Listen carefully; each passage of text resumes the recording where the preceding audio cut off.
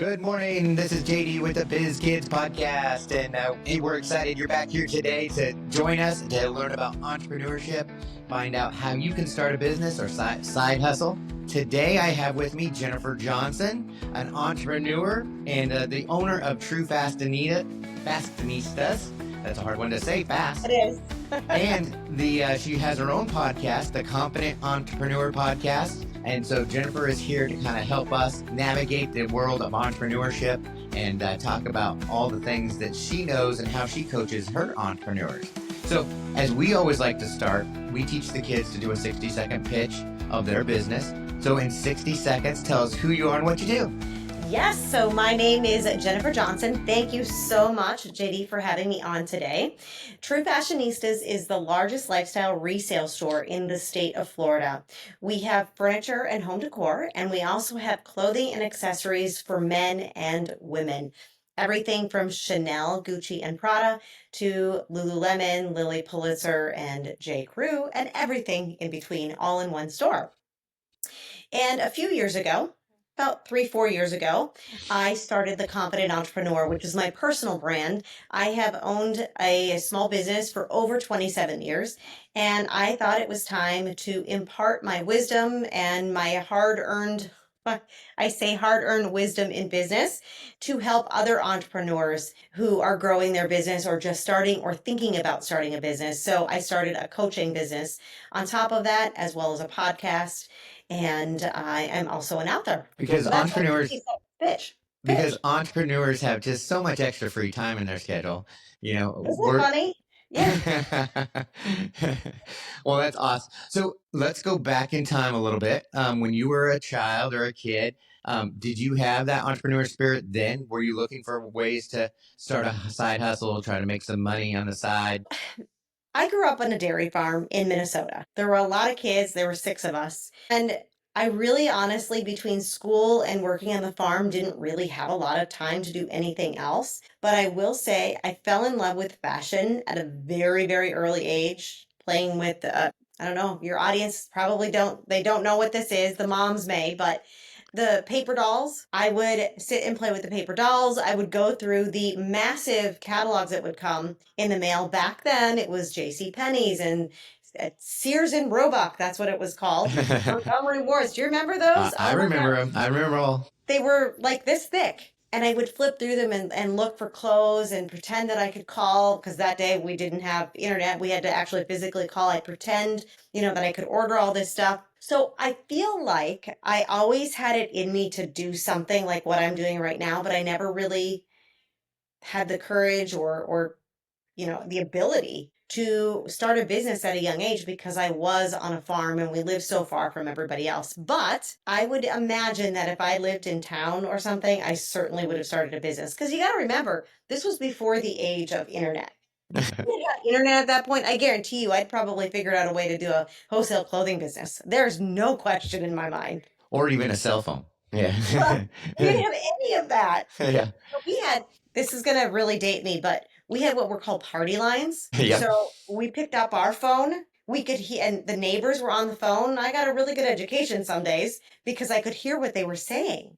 It was crazy. We didn't, no cell phones.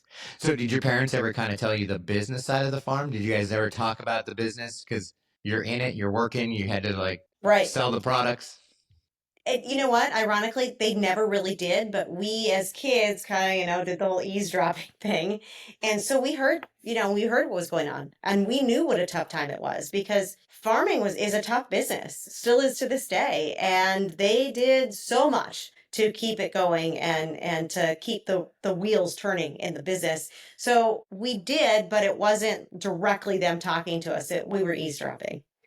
We just had our big Biz Kidz Expo this last weekend, and we had a young lady that made her own goat milk soaps. And so she's on a farm, and so she actually has the goats. She milks them. She makes her soap out of the goat's milk. And it was very interesting to see. That's awesome. You don't run into those kind of products that often. It's usually the bracelets, the cookies, the lemonade. But yeah, she went the extra mile on that one. I love it. So where did you kind of at the point start thinking entrepreneurship? Did you go off to school? Did you get a job right away? So no, actually, It's a very long story, and I'll just do the abbreviated version. What launched me into this was I started working for a company right out of high school, really. And they were a small family owned company, and I really loved what they were doing. Loved it. And I got married. And right as I was going through the planning process of planning weddings, I'm like, man, this is easy. I think I can do this. So I ended up becoming a certified wedding and event planner while I was getting married, and right after I got married, I started the business. So I started a wedding and event planning business, which in fact turned into a bridal shop and then turned into wedding rental business. Because, like you said, entrepreneurs, we all say time. But I feel as entrepreneurs, we just keep finding gaps in the market and gaps in service, perhaps, and go, you know what? We need to do this, and we need you identify things. You see things through a different lens sometimes when you're an entrepreneur. And that's what I did. I just kept filling the gaps, and I started from there. So but it wasn't an accidental entrepreneurship kind of situation. I think I've always been meant for this, but that was really the catalyst, getting married and realizing I can do this. And we see that a lot with our dyslexic students. And I'm dyslexic, and we always had to find workarounds. So we're always looking at opportunities differently to say, okay, I can't do it the normal way, or how do I find another path? So I think that's a good illustration of that. So wedding planning, booking weddings, all that stuff. You had bridezillas you probably had to deal with. The mom. It was really the mom. So at that point, like, were you starting to have kids at that time and having that into the mix as well? So you're trying to juggle all those aspects? Well, that on top of, so right out of high school, for unforeseen circumstances, I actually had a full ride scholarship for broadcast journalism. I was going to be that anchor that you see on TV every day. And I didn't go to college, so I ended up going to a couple of other, like a community college. And I actually went to a community college all while owning my business. So I'd started this business. I was still working because this was my side hustle until I was able to really, put both feet in. And I was also going to school. It took me 7 years to get my AA degree, and I was running the business and working full time. So I was doing all of it, again, true entrepreneurial style, right? Exactly. And eventually I just dipped both feet in and I said, you know what, I can do this. And I totally forgot what your initial question was because I was going through that history lesson there. No, I was saying, like, when you get to the kids, where that you have that to add to the mix of all of other things you're doing as well. Yes. So I would say probably 5 years into the business, I had just graduated from a community college and planning on continuing my college education and continuing my business.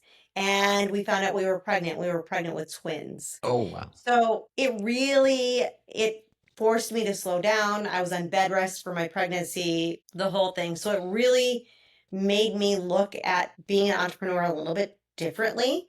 But I had my twins, and we actually continued that business for, I would say, 3 years after they were born, because then we ended up moving to Florida. So all in all, the business was about 12 years old when we moved, but we threw kids in the mix, and that made it even more interesting.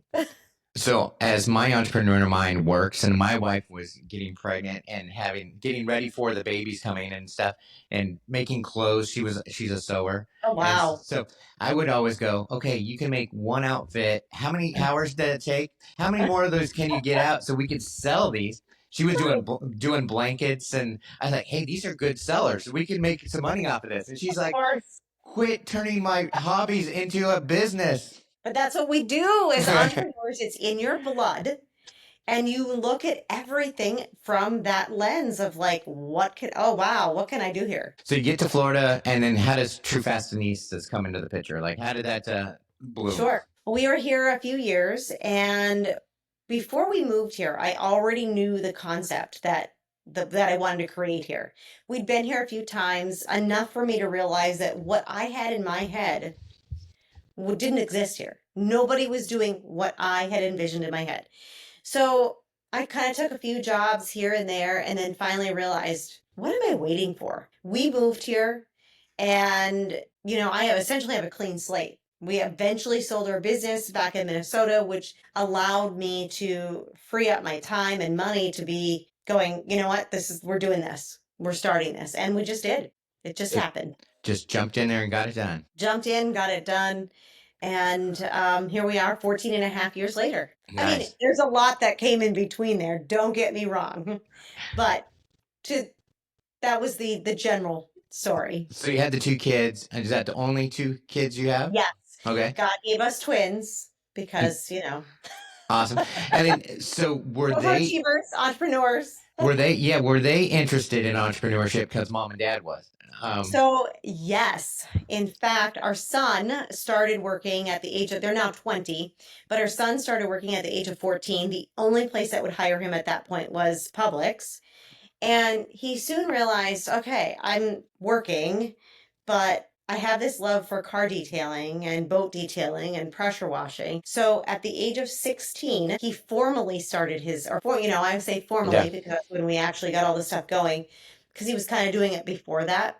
So he started that business and he continues that business to this day. In fact, I remember a conversation with you, about him and his business. So he started that and again is continuing to do that. And our daughter is actually in architecture school in hopes that someday she'll own her own architecture firm. So they learned by example through us and all the things that we do.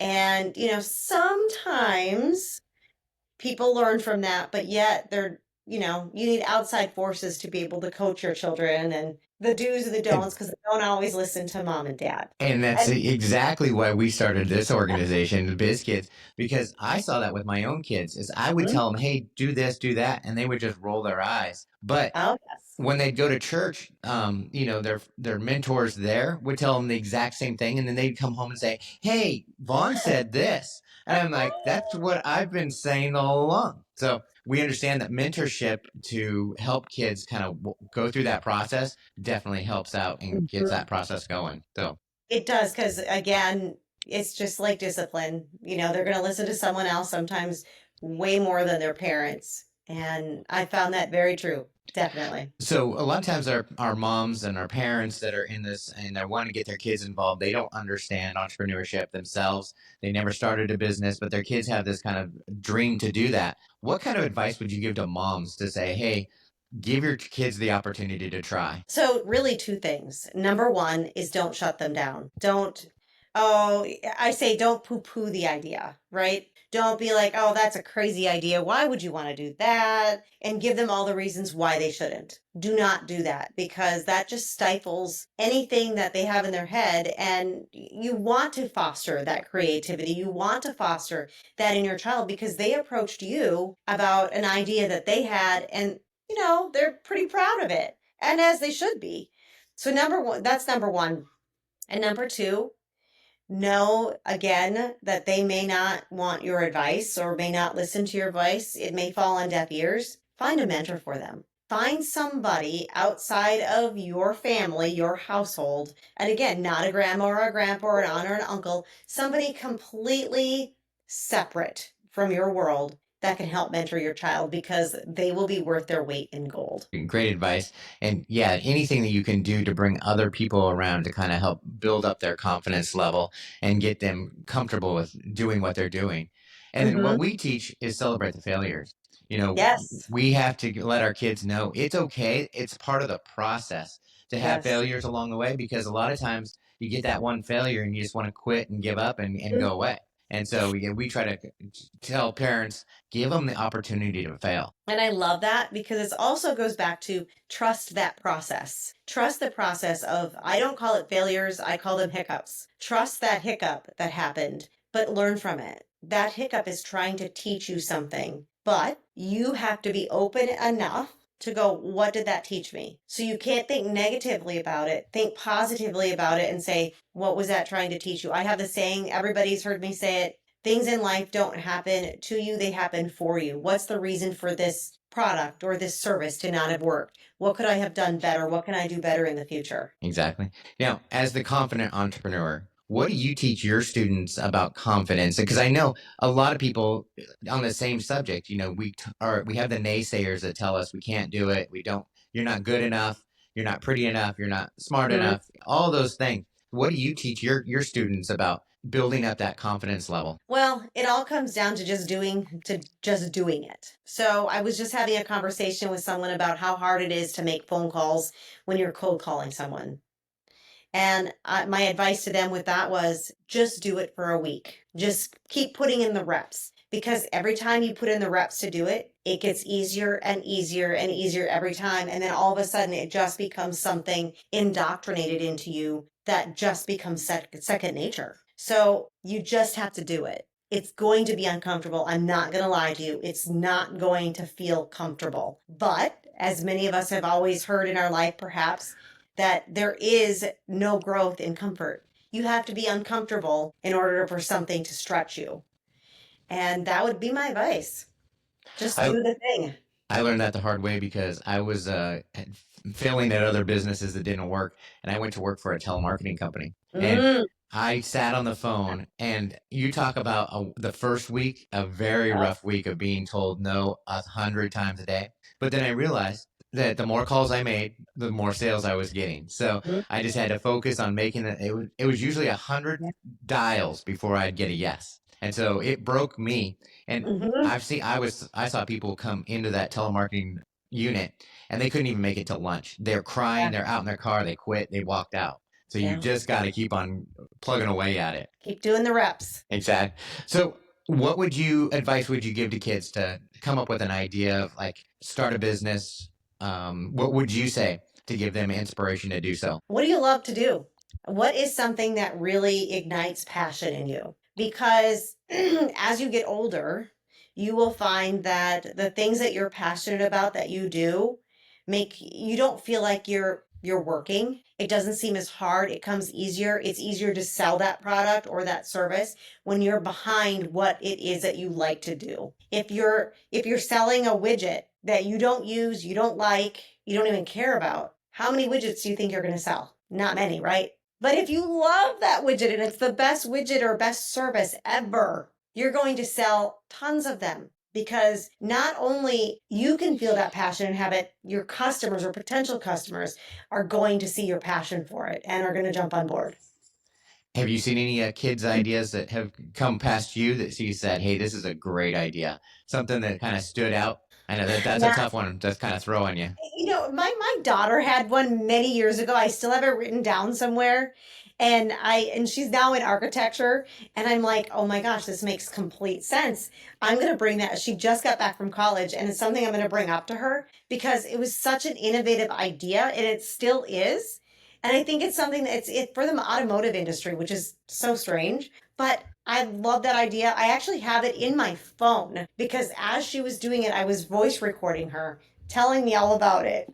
Just like, that is so cool. And then how do you deal with copycats? Like, so you as an entrepreneur, you open this business, and then I'm sure you Mhm. had somebody that said, hey, I can do that too. And they took your idea and tried to do their way. What do you say to those people that are the naysayers and the copycats? So that's funny because I actually have a very personal story with starting my business. I won't get into it, but it hit very close to home when you said that because I did have somebody who did that exact same thing. And at first, I had that trepidation of, oh my gosh, I'm done. I'm done. But again, remember, these things happen for you. They don't happen to you. So the lesson that I learned, which I didn't learn until I was outside of the situation, was it only happened to make me better. So anybody that's copycatting or trying to do what you're doing, good luck to them. Be gracious, be kind. You know how much work it takes to do what you're doing and be proud of where you're at. Competition just makes you greater because you see how someone else is doing it and you can step it up maybe. Maybe you need to step it up and do just a little bit better. And it kind of bites at your heels a little bit and it pushes you. So view that as a good thing. And you have to point out why you're different, why you're better. You have Exactly. to kind of identify that. And the reason I brought up that question is, we do a lot of markets and we Mm-hmm. get a lot of people that do the same products. You have a lot of kids that do lemonade. You have a lot of kids that do cookies. You have a lot Yeah. of kids that are doing crocheting. Crocheting's big right now. I don't know if you sell crocheted chickens in your store, but if you did, I don't know anything about them. Crocheted chickens sell like crazy. I don't know why, but people love to buy crocheted chickens. Interesting. Point noted. But I see a lot of kids get discouraged when they set up their booth and then there's another kid that's selling the exact same product. They're like, oh, I don't have much of a chance. But that's their opportunity to say, okay, how am I going to make myself different than my competition? And shine. Yes. Yeah. And a lot of times that's just the fact of how they go out and present themselves, because a lot of kids want to hide behind their table. They don't want to talk to people. But there are other kids that go outside the front of the table and pull people in and say, have you seen this? And talk to them. So it's getting them out of that comfort zone, like you said, getting out of that comfort zone, doing the things that are uncomfortable, that you're going to have the best growth. So. Right, because who's gonna sell more? Yeah, the person that's out there talking. So, final words. What advice would you give a mom or a dad that wants to get their kids out there to try entrepreneurship? What would you tell them to do? And I'm because a lot of people say just do it, get out there. I know that's an easy way, but was there other advice that you would give them to say, go ahead, try it? Don't be scared of failure. Listen to your child. Listen to what they're saying to you. You'll find where they feel not as confident and build those spots up. No, honey, you're really great at talking to people. Let's role play. Role play with your child. You pretend to be the customer and have them talk to you and be that sounding board, be that safe space that they can come to and say, oh, I'm scared to do this, and you encourage them. Be their biggest cheerleader, because at this young age, no matter how young they are, you don't want to squash their ideas. You want to try to be the champion for it and the cheerleader for them. That's excellent advice. If you want to get your kids involved with Biz Kidz, we're not just in Southwest Florida. You can join the Biz Kidz Hub. We are a nationwide. We help kids and get them inspired. We help mentor them through that whole process. So you can visit us at bizkidsusa.org and find out more information about it. We'd love to get your kids involved and give them that confidence to launch a business. One last question for you. Now, do you get your car washed for free, or do you have to pay for the services from your son? I don't want to even say. So he also has a job outside of his business, so it's half and half. Well, thank you, Jennifer, for being here today on the show. We love that you're here. We'd love to hear your story and how you persevered through that. We're looking forward to finding out and seeing where your next journey is. As an entrepreneur, I'm sure you'll have something else come up here soon. So thanks for joining us, and we will see you next time on the Biz Kidz Podcast.